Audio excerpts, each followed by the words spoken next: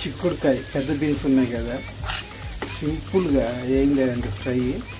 తిరగమాత వేసి కొంచెం ఒక 1 or 2 స్పూన్స్ ఆయిల్ వేసి దాంట్లో తిరగమాత గింజలు వేసి తర్వాత కట్ చేసుకున్న ఆనియన్, కట్ చేసుకున్న చిక్కుడుకాయలు ఇలా జస్ట్ నూనెలో ఫ్రై చేసుకొని మూత పెట్టుకోండి. బాగా మగ్గిన తర్వాత వేయించిన శనక్కాయ పప్పు, నువ్వులు, కొబ్బరి, గార్లిక్ అంటే తెల్లబాయ, ఎండుమిరపకాయలు ఇవన్నీ మిక్సీ పట్టుకోండి పౌడరు. ఇది వేసుకొని ఈ ఫ్రైలో కలుపుకొని వేడి వేడి అన్నంలో కలుపుకొని తింటుంటే నేను చెప్పేదే ఉందండి, అతగహో అంటారు మీరే. సింపుల్గా అంతా ఫ్రై అయిపోయాక ఈ పొడి చల్లుకుంటే అద్భుతంగా ఉంటుంది టేస్ట్. ట్రై చేయండి. Subscribe, support, please subscribe.